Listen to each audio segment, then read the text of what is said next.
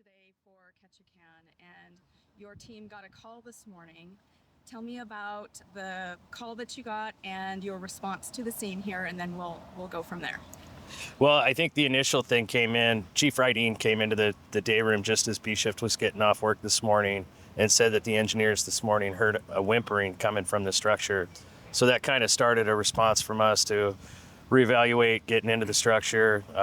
We assembled a team since B shift was coming off duty and Pendergrass was with us. We kind of already had a team assembled. So we got in the tower truck here and came down to the scene and started going to work.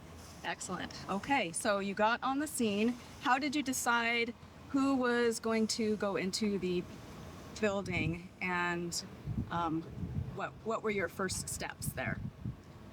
The first steps was to kind of make access to it again, kind of what we talked about last time.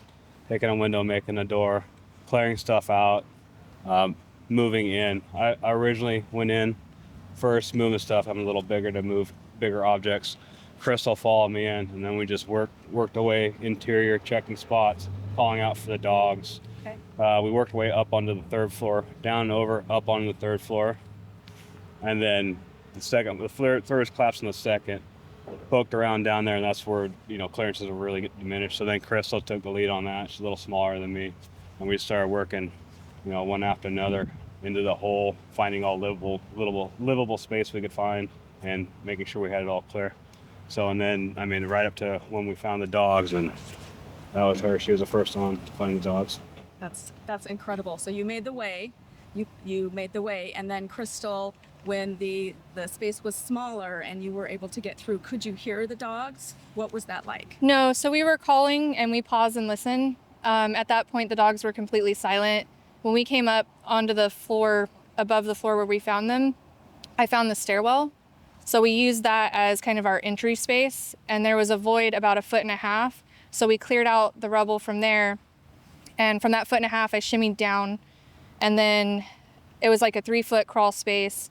So I shimmied through that and then back up into that 1.5 foot void to the couch, and I saw eyes. Oh. So I got up there, we moved a little bit more debris, passed that back, and then I went to scoop for the little eyes that I could see, and then I felt biting on my glove, and that's when I found the other dog.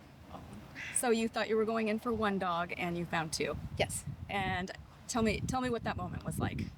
It was super exciting. I was elated. I got a really high-pitched, excited voice. I was like, oh my God, I found the dog. I see eyes and they're blinking. So yeah, it got really high-pitched, really excited really quickly. That's incredible. And then how did you get them out? And was it a relay effort, or what did that look like?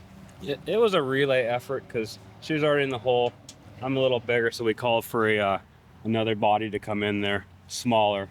So we passed each other. I kind of laid on the ground. He went over me, got next to her. And I don't know if you pulled first and handed to him, but then they relayed over me out to the corner where we had awaiting teams. Or so interior of the building and then interior, and had to exit to come out. Yeah, I scooped the smaller brown dog to me and held on. And then Chuck came in and got the white one. Yeah, we just, I was able to squeeze up next to her in very small void, and she found the dogs. She told me that the white dog was behind her, and it was a little bit more aggressive. So once we got the smaller brown dog out, we were able to, the second dog kind of calmed down a little bit. I think he was trying to protect the first one. But we were able to get them out, and then we relayed them off and passed them off down the line all the way out of the building into the ambulance. Great. And so then did you receive, when they were coming out of the building, is that where you came in? Yeah, so throughout the operation, I was kind of a go-between, kind of a runner per se. If they needed tools, I was going back and forth and getting tools, clearing debris. At the end there, when they decided the direction that they were going to come out, I started pulling debris to get a little bit better access for Chuck to be able to get the dogs to me, and then I could turn around and pass them over to Captain Divalbus. Well, this is really a heartwarming story after a very difficult week. Thanks again, once again, your crew was able to perform a rescue and make the family very happy. I understand that reunion took place a little while ago, and so the dogs are back in the hands of their owners. So thank you, and great job. Thank you. Thank you. Thank you. We have have a gift. Hi, guys. The firefighters. Those are their favorite. They brought them. They found them and brought them out. No for you. way. Yes. No way. Thank you. This is so, oh my God, we're so humbled by all this. I mean, it's just wonderful. Yeah, they just love these. Please, yeah, oh, she will. loves Yeah, she will. everybody. She loves everybody. This is Cassie. Cassie, which is short for Cassiopeia. Oh, yes. And And here and comes here comes Lonnie. her sister. Oh, Hi, baby. so good. Oh, Hey, you're doing cool come here. too. You got it. Oh, yep. We got him. We got him. So happy Okay. to see you. Yes, yes, you're loved. Yes, you are. I got you. Come here. Reaching out. Oh, yes. And they are so protective of each other. It's like where is my sister? That's what we. They called from, Rick Hines called us, and I had already been like overwhelmed by the fact that he crawled through the house day before, I think. Yeah. And Lonnie, stop. not knowing if Calm it's down. going to You're okay. continue to collapse. You're okay. And he didn't see any sign, hide nor hair, and then somebody heard Somebody the heard him whining. this morning. Yeah, they were doing a morning assessment. Every morning, Right. the crews go out and do an assessment of the area. Right. And they heard the whimpering. We had actually said goodbye to them officially after Rick had gone through that night.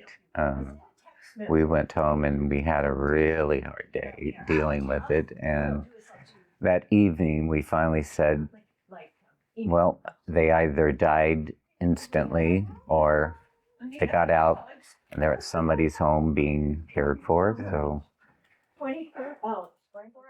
when the floor fell to the basement level, and then we started going down.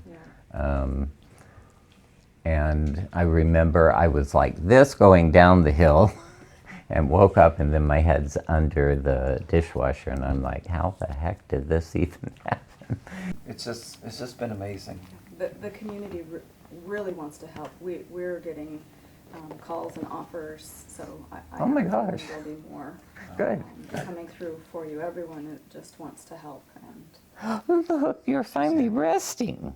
Yeah. Oh, you're happy again, huh? Yes.